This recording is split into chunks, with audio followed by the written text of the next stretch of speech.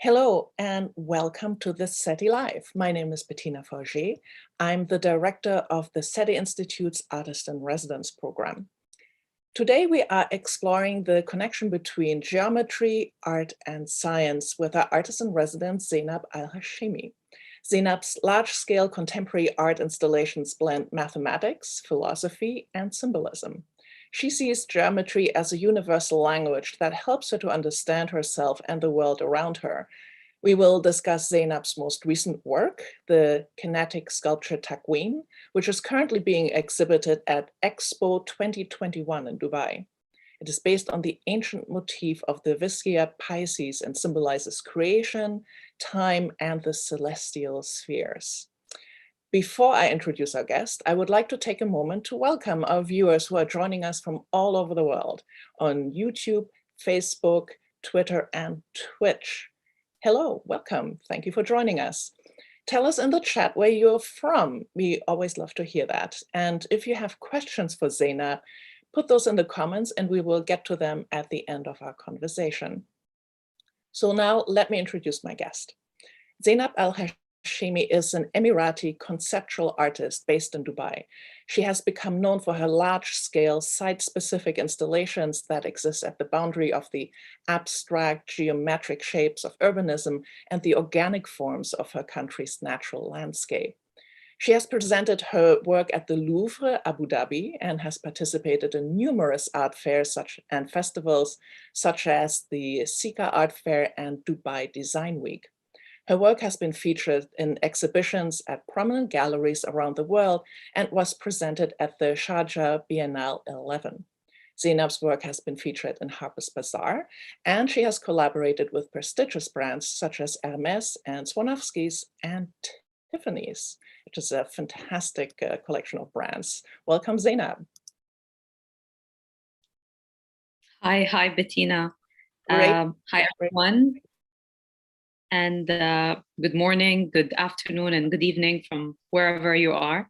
It's actually 10 p.m. at Dubai at the moment. I would really thank you for the wonderful introduction. And I think we're ready to start our conversation. Fantastic. So the first thing I think I'd love you to talk about is that intersection that you explore in your creative work that focuses on geometry and how that connects to art and science. If you would allow me, I would like to start with a really lovely story of how how everything has started between me and SETI Institute and how I ended up doing the residency. I think it was like 2018, and then we've got an event called the Cultural Summit. It's usually taking place in Abu Dhabi. And I was sitting next to Charles Lency, which is the previous director of the SETI Institute. And he said, I'm going to the Louvre, which is the Abu Dhabi Louvre. And so he's like, are you visiting there? I said, I would love to, but I can't do it today, but please see my work. Just check my work. I had no idea who he was. I had no idea what he was doing in Abu Dhabi for the Cultural Summit. We exchanged cards very quickly because I had to leave. So on the same night, I received an email from Charles and he said, can we please chat? And then I had to remember, I had to go take my card, his card, and go onto the website. I'm like, this is very interesting. And I knew for sure it was not a coincidence. So I think this is how it all started. And then Charlie really invited me to submit my portfolio for the SETI in resident. And I actually managed, and I came to SETI, to the Montalvo Arts Center in 2019. So you've been with us for nearly 2 years already. So what drew you to the SETI Institute, especially in the kind of work that happens here? I think, as much as I have called myself an artist, let's say more of like a thinker, I studied art, I started making art, and, the labeling of just art was more, I would say, limiting in terms of like what I actually had in mind and all the things I had explored with and worked on. But definitely something that I picked up from an early stage of my career. I started, like, I would say 11 years ago, was definitely the symbolism and shapes. I was sort of obsessed with making things into a geometric harmony, or using materials that are just like around me, and kind of like turning them into something more into like a more of like a geometric shape. Mm-hmm. That being said, I did not study geometry. It was never something that I came across. I had no idea the philosophy or the science behind geometry. So I think once I started really reading more and tapping into geometry, this is where I realized that there's a whole wide world that had started with many different civilizations in the past. And little do I have to say that science itself and space itself is just a massive platform when it comes to geometry, starting with the spheres, to stars, to rings, things that I would say we have created a definition to them. But in terms of like how it all started, definition also it means language. So I think the pure language of a universal language is actually geometry. And I think once I was, I knew more about what SETI does, it kind of made sense that I definitely need to kind of like connect out there and see how does, art and science in terms of geometry, how does that work? And how can I be, more curious to understand more on how it works? Yeah. I agree with you that labeling ourselves and saying, oh, I'm an artist, I'm a scientist, I'm this and that, we be putting ourselves into boxes. And obviously the kind of work you do requires much more skill than what is normally associated with an artist, because you also, know about materials, and you have to manage teams, and, it's certainly more involved. Tell me about your collaboration with our SETI scientist, Mark Showalter, because you were paired up with Mark, right? So what was that collaboration like? Well, first of all, I would like to say hello to Mark if he's listening, if he's going to watch the live the live interview later on. But what got me interested to I think having this conversation with Mark was we were both interested or obsessed with a certain shape. Mark is really into rings and the Saturn rings and planetary rings, and I was really working and exploring in the shape of the spheres. But the spheres actually were like, they start with two rings. It starts with a ring, which is like a circle. And I remember speaking to him about a certain, I don't know how do you call it, but it's a specific phenomena that happened, which is an image of two stars colliding or bursting, and then creating those two perfect circles, almost, into space. And for me, and in terms of like a geometric language, it is called which you mentioned earlier, it's called the Viscia Pisces. And the Viscia Pisces is known as the mother of geometry, or the mother shape of geometry. Sometimes it's referred to as the birth portal as well. And I'm not sure if I'm able to actually share my screen. Yeah. You absolutely are. Why don't you go ahead? It could make a little bit more sense. Yes, that's right. So I think if we're looking at the circle, this is like, it is described in different forms where it can be said as the one or one. If you want to go to religion, then it's called spirit or God.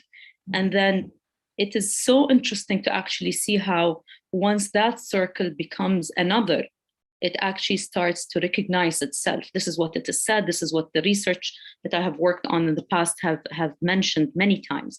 So as much as those two circles are seen as maybe like a duality, or the self and the other, or one and two, also male and female. And that shape in particular, which is the almond shape in the middle, is actually the birth portal. It had been described many times as light, or where light had started. And I think the more I got into this, I started this conversation with Mark, and he definitely had confirmed that this sort of those two, kind of like that two circles coming together or apart from each other is something actually that did happen in, you know, outside Earth. And I think through my different, I would say, the different, sorry, I'm just trying to change the picture. Okay, sorry, I'm gonna have to skip.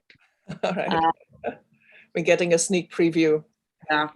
So I think this is what the image that we were talking about, which has been taken in 2002 by the Hubble telescope, and you know, it's very fascinating to see this outside Earth and then compare it to the way it has been applied through different, whether it is from science to art to architecture to, you know, what we call as sacred geometry today, is actually something that has been applied in so many different ways. But in particular, I would say a lot of the geometric things in different civilizations. You've got it is so well known in the ancient Egyptian civilization, but at the same time, the Egyptians have passed it to the Greek civilization, and so on and so forth. You know, it's interesting to also look at it from a point where it's actually in the St. Petersburg and also at the Washington venue here. You could see very vividly, of course, the two circles coming together, but it is so really interesting how we have taken them further into exploring this specific symbol. Again, it is also called the symbol of the Jesus fish. Honestly, I haven't even known about this until recently. But you can see it in a lot of the Renaissance and like old Gothic or medieval even arts sometimes. More interesting is that it's also, we can see it in a lot of the new brands or previous brands that we know or are familiar with, like Chanel, Gucci, and the MasterCard. I can say for sure that this symbol has its own powers, has its own symbolism. And, you know, I have done, I've read once somewhere where it says actually when there's a group of people believing into something, that thing becomes a reality. It's like when you're looking at something, the other person's looking at it, and then the more people are seeing it, it kind of, you can believe into that idea. So I think this is the kind of conversation that had definitely helped in shaping up the artwork which I had for the expo, which is currently showing in Dubai. You know, it started with a very small sketch of those two circles, but then the circles are turned into rings, and the rings actually make the full sphere together, making the middle part, which is the almond shape, sort of visible and invisible. But then again, I think this is where I would say a lot of the work, as much as it's an idea that me as an artist have, I do love to always run it and share it with people who are experienced in other parts of what it means. What's the public art? Who's gonna see it? Who's gonna perceive it? How would people even understand what it means?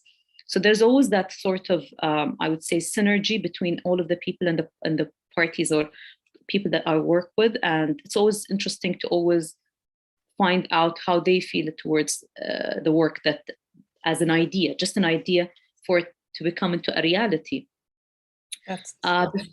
Before I move to the final work, maybe we can explore. I just want to give I think this is absolutely fascinating to see the sort of clear trajectory from your concept, you're interested in geometry, your conversations with Mark and science, and how that all comes together in the Takween culture. It's like this beautiful progression. Before I ask you more specifically about Takween, I just want to do a quick shout out to our viewers and say hello to everyone from New York, India, New Hampshire, Melbourne, Australia, Dallas, Texas, Paris, France, Florida, Canada, and hello to Dublin, Ireland. Thank you all for joining us. It's very appropriate that we have viewers from around the globe as we're talking about spheres. So tell me more about Takween. What does it mean, actually, the word Takween? So Takween is actually in Arabic. It's an Arabic name, but it means creation, as simple as it is.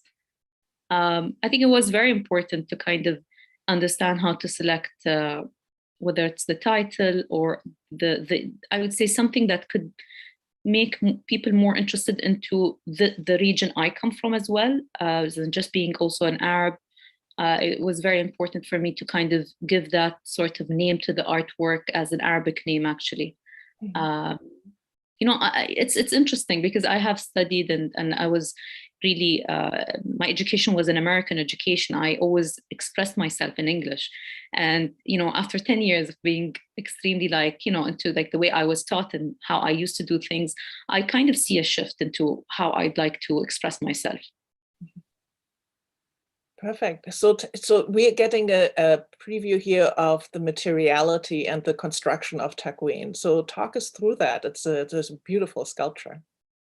So I think when I first got the brief from Expo, which was the commissioner, the main commissioner on this project, they said, so we want you to create a kinetic artwork. And I said, well, I'm not really the kind of artist who does that, but let me give it a thought. I think that would be really interesting.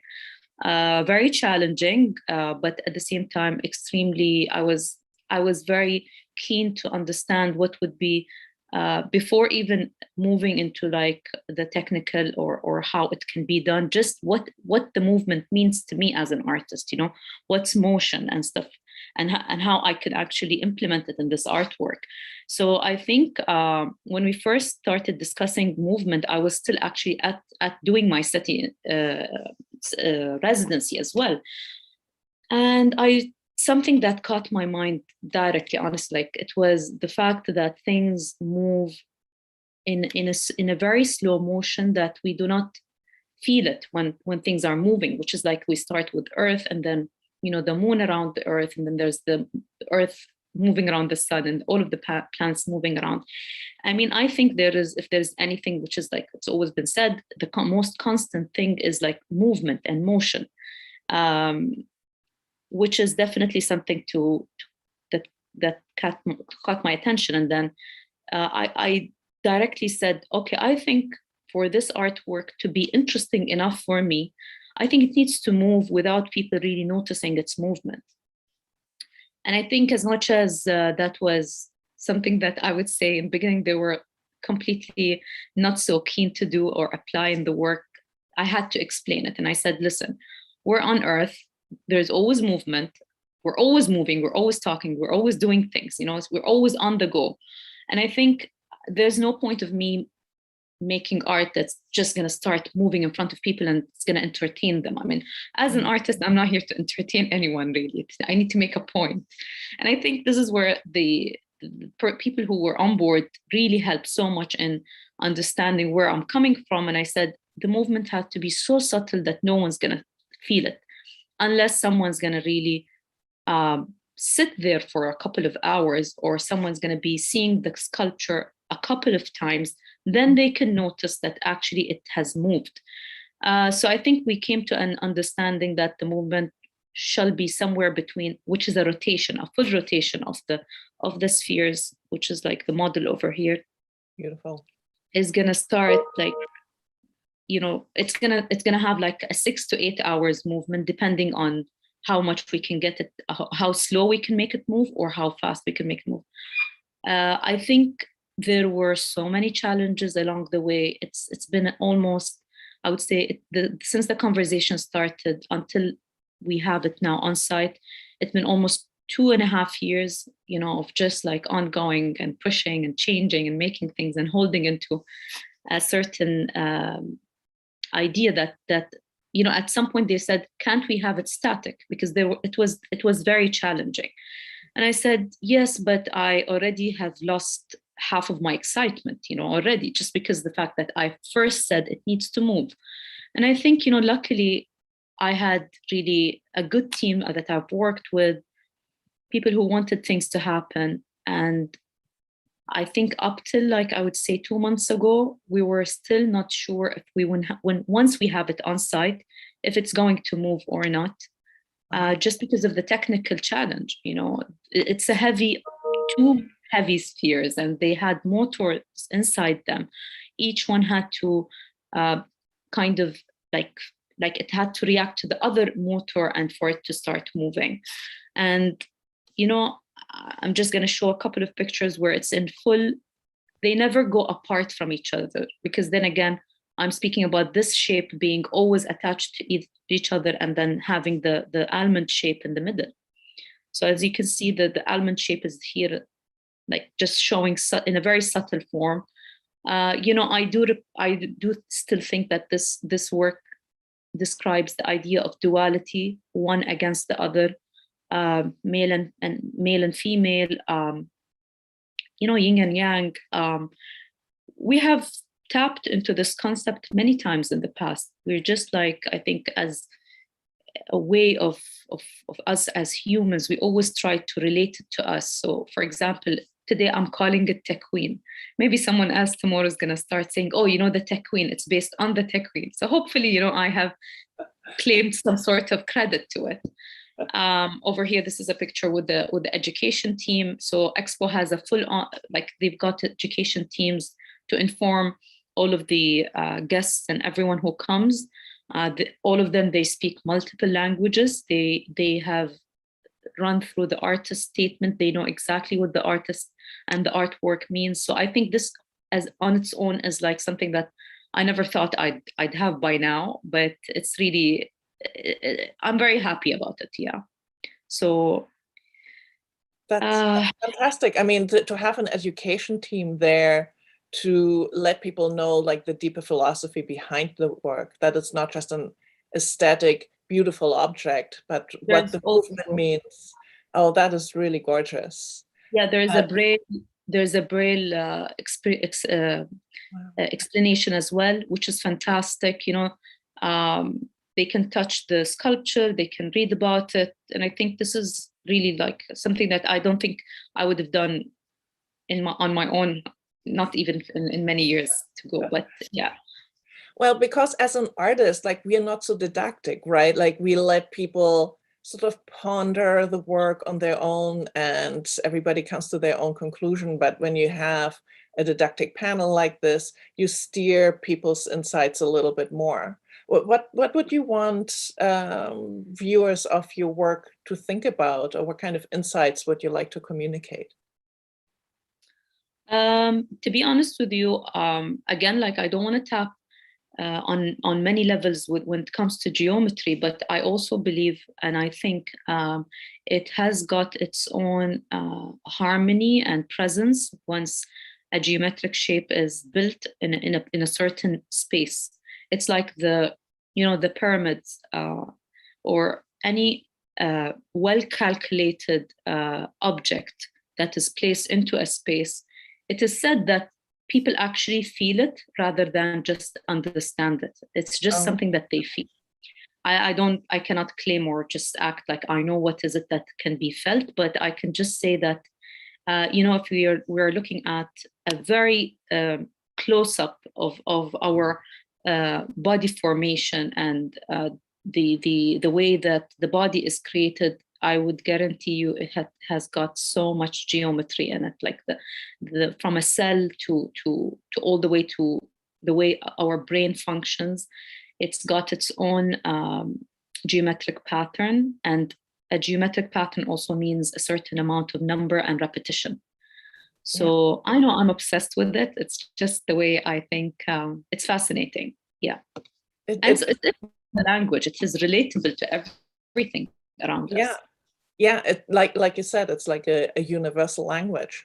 I want to say hi to a few more people from North Carolina, Athens, and Greece, and Pakistan. So hello. And before I ask you the next question, I want to take this opportunity to remind everyone that the SETI Institute is a nonprofit organization, and it is due to contributions from viewers like you that public outreach events such as this very SETI Live are possible. So if you would like to support us, please consider going to seti.org and hit donate. Thank you so much.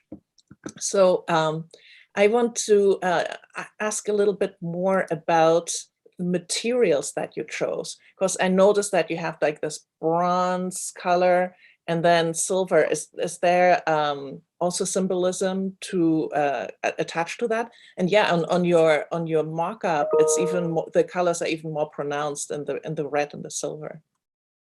Yeah. I think it was very obvious that I wanted two different, like I would say, there would be a contrast in the material. You know, at some point, a lot of people come and throw ideas, because this project has to be approved by many people until it reaches to a certain, you know, some higher decision person for them to sign it. And I think everyone from the beginning did not like the curtain, the curtain metal, because it looks very rustic, it looks quite old, and this was a manually applied curtain, like curtain application to the steel. You can see it over here.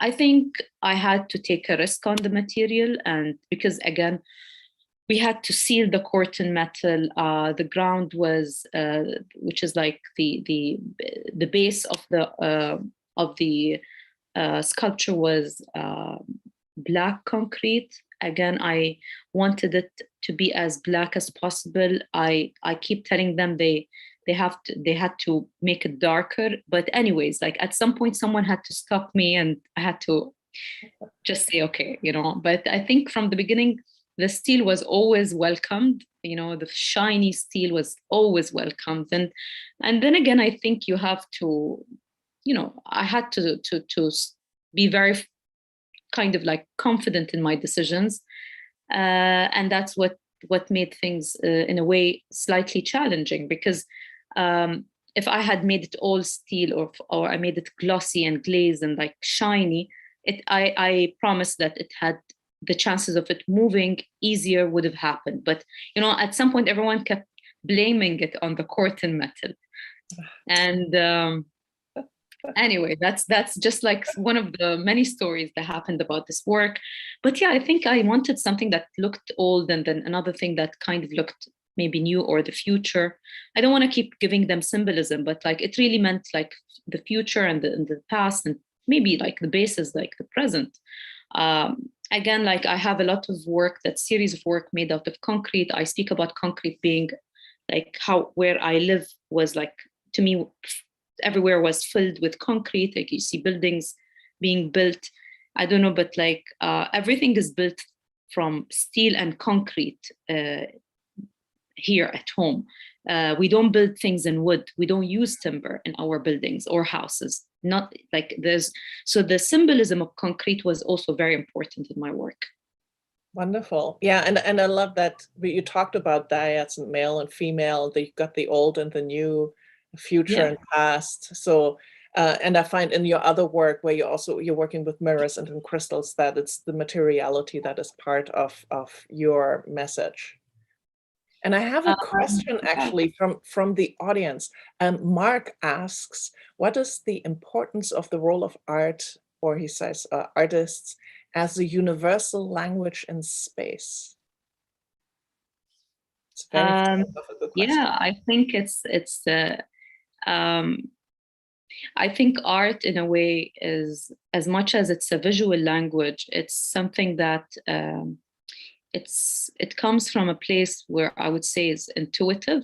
So you kind of have to trust on the way you create your art, or where is it coming from. And honestly speaking, like sometimes you just don't know where that that force of making art is coming from. But like if someone tells me you should throw a pop color on this sculpture, I would go crazy. Like I would say there's no way this can be done, because it does not go with me or who I am as an artist. So I think when it comes to like artists being able to communicate things from even like a place of outside this realm, I would say it's definitely the ability to dream, the ability to visualize. And also, I don't need to see proof for me to believe something. Sometimes it's just, I have to trust it. And I'm like, you know, if we're gonna really talk about intelligence, the idea of intelligence is not necessarily something that I need to prove on paper. I think intelligence takes a lot of time to prove on paper. it starts with a belief. And I think just touching base on this work in specific and the philosophy behind it is not even the idea of spheres, but it was the idea of a dot. And dot, to even think about dot, you can think about darkness or nothingness. And if you think of, the idea of darkness and nothingness, then I start talking about the beginning. And then again, I definitely can confirm that there was a beginning. And I'm not sure if there's an end, but I can confirm there was a beginning before everything else, and to define that with geometry, it's the dot. The dot had to move, so that's motion, movement, and then everything else happened. So I would say we have our ways to visualize something from the unknown. It's like, where is my art coming from? And then people, start asking you things like, oh, where do you get inspired from? And I assure you, I don't like the word inspiration. I do not relate to the word inspiration, because I believe that I don't necessarily come up with ideas from the past or something I have seen. It can possibly also mean that I have stolen ideas from the future, because if I believe into the idea of time, and time is, I don't know, I cannot define what time is only relevant to the moment that I'm in. So yeah, I think I can make it in a very poetic way. This is what art does. It kind of speaks a visual communication to everyone. I mean, people don't read as many books, but I think they see more things around them, and art can do that. Yeah, I agree. I always like to say that art turns data into an experience, and we can connect to experiences. And I love everything that you're bringing in, from the dot being, the beginning of everything, and how we look at your work and we start to think about time and how we move without moving and without feeling movement, and that you're encouraging us to think about larger questions. So thank you so much for your wonderful insights and taking us into your world and into that universal language of geometry and beauty and time. And I would like to thank everybody else who's been joining us from around the world, from Glasgow to Croatia to the other end. Well, I'm in Montreal, so the other end would be New Zealand. So hello. Thank you, everyone, and goodbye.